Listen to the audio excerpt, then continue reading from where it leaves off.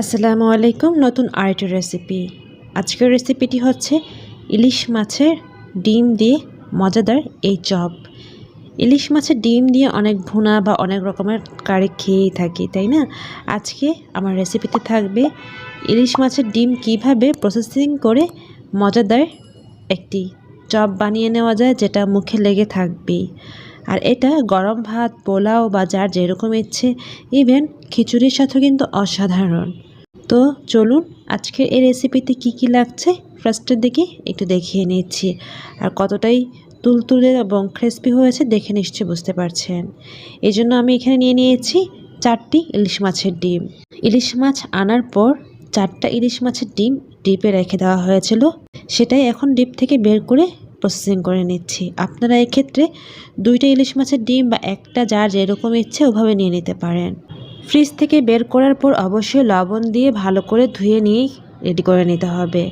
তো আমি ধুয়ে নিয়েছি। এ পর্যায়ে আমি 1 কাপ পরিমাণের মতো পেঁয়াজ কুচি, 2 টেবিল চামচ পরিমাণের মতো ধনিয়া কুচি, 2 টেবিল চামচ পরিমাণের মতো মরিচ কুচি, 1 টেবিল চামচ পরিমাণের মতো আদা, রসুন এবং পেঁয়াজের পেস্ট একটু দিয়ে দিয়েছি। হলুদের গুঁড়ো, মরিচের গুঁড়ো 1 চা চামচ পরিমাণের মতো দিয়ে দিয়েছি। লবণ দিয়ে দিচ্ছি 1 টেবিল চামচ পরিমাণের মতো। ব্যাস, এবার সবগুলি উপকরণ ভালো করে মিশিয়ে নিতে হচ্ছে। শুধুমাত্র একটা কথাই বলে নিচ্ছি, আজকের এই রেসিপিতে ঝালটা খুব ভালো লাগে। যারা ঝাল পছন্দ তারা কাঁচা মরিচটা বাড়িয়ে নিতে পারেন, অথবা শুকনো মরিচের গুঁড়োটাও বাড়িয়ে নিতে পারেন, যার যেরকম ইচ্ছে। ব্যাস, ভালো করে পেঁয়াজটাকে মাখিয়ে নেওয়ার পরপরই কিন্তু আমি দিয়ে দিচ্ছি ধুয়ে নেওয়া সেই 4টি ইলিশ মাছের ডিম। দেখতেই পেয়েছেন একটু থেতলিয়ে গিয়েছে, ওই যে আমি লবণ দিয়ে ভালো করে ধুয়ে নিয়েছি তাই। তাছাড়া ডিপে অনেক দিনই ছিল, প্রায় 1 সপ্তাহের মতো ছিল, তাই এরকমই হয়েছে। আপনারা চাইলে ইনস্ট্যান্ট ইলিশ মাছের পেট থেকে ডিম বের করেও বানিয়ে নিতে পারেন। ব্যাস, এবার আমি খুব ভালো করে মিশিয়ে নিচ্ছি হাত দিয়ে। এই কাজটি হাত দিয়েই করতে হবে, যতক্ষণ না পর্যন্ত পেঁয়াজের সাথে ইলিশ মাছের ডিমগুলোকে অ্যাডজাস্ট করে নিতে পারবো, ঠিক ততক্ষণই ভালো করে ময়ান করে নিতে হচ্ছে হাত দিয়ে। আমি কিন্তু কচলিয়েও নিচ্ছি, দেখতেই পাচ্ছেন। মাছের ডিমটাকে একদম মিহি করে ফেলছি, একটা স্মুথি ভাব নিয়ে আসছি, আর অনেকটা প্রায় হয়ে এসেছে। এ পর্যায়ে মাখাতে মাখাতে ইলিশ মাছের ডিমের মধ্যে কিছু স্কিন থাকে, এই যে দেখতে পাচ্ছেন, ওইটা আপনারা চাইলে ফেলে দিতে পারেন, যেটা আমি করে নিয়েছি। তারপর আবারও হাত দিয়ে কচলিয়ে নিচ্ছি। ব্যাস, মোটামুটি পর্যায়ে হয়ে গিয়েছে। আর থিকনেসটা দেখে নিশ্চয়ই বুঝতে পারছেন। কোনো কিছু দেবার দরকার হবে না, ময়দা, কর্নফ্লাওয়ার কোনো কিছু দেওয়ার দরকার হবে না। শুধুমাত্র একটি কাজ করে নিতে পারেন অথবা না করে নিতে পারেন, সেটা দেখিয়ে নিব। তো এবার রেডি হয়ে গিয়েছে। ভাজার জন্য আমি রেডি করে ফেললাম। জাস্ট ভাজার আগ মুহূর্ত একটি কাজই করে নিব, আর সেটি হচ্ছে আমি বেকিং সোডা অথবা খাবারের সোডা, যেটাকে সবসময় খাবারের সোডা বলি, সেটা বেকিং পাউডার না। আমি এখানে সোডা ব্যবহার করব। তার আগে একটু কনসিস্টেন্সিটা দেখিয়ে নিচ্ছি। দেখুন, ঠিক এরকমই হয়েছে। সোডাটা অপশনাল, আমার ইচ্ছা হয়েছে আমি একটু দিয়ে নিয়েছি, 1 চিমটি পরিমাণের মতো। আপনারা নাও দিতে পারেন, কোনো ব্যাপার না। ইলিশ মাছের ডিম বা যে কোনো ডিম এমনিতেই ফ্লাফি হয়, তাই না? তারপর আমি একটু দিয়েছি। ব্যাস, আবার একটু নাড়িয়ে চাড়িয়ে নিচ্ছি। এবার চুলায় ফ্রাইং প্যান বসিয়ে দিয়েছি। প্রয়োজন মতো তেল দিয়ে নিচ্ছি। 1 কাপ পরিমাণের মতোই তেল লেগেছে, যেহেতু 4টা ইলিশ মাছের ডিম। আর ইলিশ মাছের ডিমটা দেখতেই পেয়েছেন তরল টাইপের হয়েছে, এতে ভয় পাবার কিছু নেই। তেলের পিঠার মতো করেই ভেজে নিতে হবে। তো আমি এরকম একটা চামচ দিয়েই ভেজে নিচ্ছি। আর কিভাবে দিয়ে নিচ্ছি দেখতেই পাচ্ছেন। এই ইলিশ মাছের ডিমের লিকুইডটা হাত দিয়ে দেওয়া পসিবল না, আপনারা যে কোনো ধরনের চামচ ব্যবহার করতে পারেন।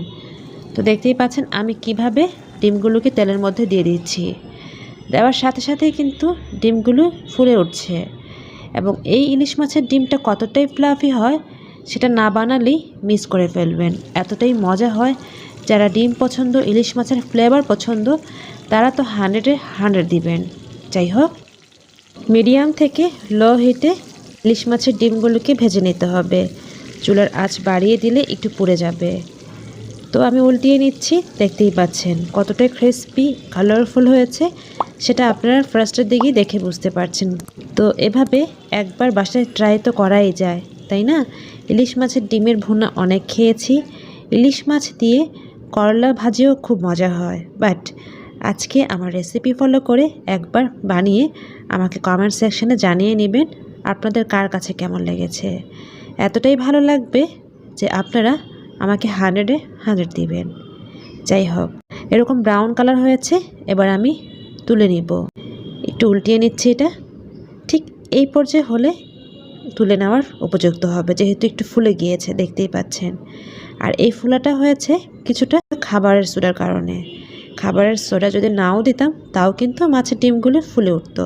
যাই হোক, এ পর্যায়ে আমি তুলে নিচ্ছি, তেলটা একটু ছড়িয়ে নিচ্ছি। অবশ্যই একটু টিস্যু পেপারে বা কিচেন টাওয়ালে রেখে আপনারা তেলটাকে শুষিয়ে নিতে পারেন। যাই হোক, দেখতেই পাচ্ছেন কতটাই ক্রিস্পি হয়েছে। সেকেন্ড স্টেপ আবারও দিয়ে নিচ্ছি। সেকেন্ড স্টেপে দেওয়ার সময় চুলার আঁচটা কিন্তু একেবারে কমিয়ে রাখতে হবে, যেহেতু তেলটা গরম আছে। তাই এই কাজটি করে নেবেন, তা না হলে একটু পুড়ে যায় অথবা কালার চেঞ্জ হয়ে যায়। তো আমি চুলার আঁচটা কমিয়ে নিয়েই উল্টিয়ে পাল্টিয়ে নিচ্ছি। সেকেন্ড স্টেপটাও খুব সুন্দর ফুলে গিয়েছে, তেলটাও দেখতেই পাচ্ছেন ফেনা ফেনা হয়েছে। মাছের ডিম ভাজলে বা যেই ডিমই ভাজা হোক একটু এরকম ফেনা ওঠেই, তাই না? ভয় পাবার কিছু নেই, ঠান্ডা হলে এমনিই চলে যায়। এই পর্যায়ে আমি তুলে নিচ্ছি, ঠিক ব্রাউন কালার হয়েছে তখনই। ব্যাস, সবগুলি ভাজা শেষ হয়েছে, এবার আমি প্লেটে নিয়ে নিচ্ছি। আপনাদের এটা অবশ্যই ভেঙে দেখাবো যে কতটাই ভেতরের দিকে ফ্লাফি হয়েছে আর উপরে ক্রিস্পি হয়েছে। আর এত সুন্দর একটা স্মেল বের হচ্ছে, যাদের ইলিশ মাছের স্মেলটা ভালো লাগে তাদের কাছে আজকের এই রেসিপিটি অনেকই ভালো লাগবে। কাঁচামরিচ, পেঁয়াজ, ইভেন চায়ের সাথেও কিন্তু খুব ভালো লাগে। তো আমরা আজকে কাঁচামরিচ দিয়ে খেয়েছি, পেঁয়াজও ব্যবহার করেছি, খুব ভালো লেগেছে। এতটাই ভালো লেগেছে যে আপনাদের মাঝে শেয়ার করে নিচ্ছি। দেখতেই পেয়েছেন, একটা ভেঙেই দেখিয়েছি ভেতরটা কতটাই ফুলকো হয়েছে আর উপরেরটাও ক্রিস্পি হয়েছে। গরম গরম গরম ভাতের সাথে অথবা পরোটার সাথে অথবা আপনারা এটা খিচুড়ির সাথে কিন্তু অনেক মজা করেই খেতে পারবেন। ভালো লেগেছে নিশ্চয়ই আজকের রেসিপিটি? ভালো লেগে থাকলে পাশে থেকে সাপোর্ট করে যাবেন আর এই ভিডিওতে একটা লাইক করেই নিতে পারেন, তাই না? যাই হোক, আশায় থাকবো কমেন্টের যে আপনারা বানিয়ে কেমন ফিল করেছেন, কেমন লেগেছে। তো আজ এখানে বিদায় নিতে হচ্ছে। আল্লাহ সবাইকে ভালো, সুস্থ এবং নিরাপদে রাখুক। আল্লাহ হাফেজ। আসসালামু আলাইকুম।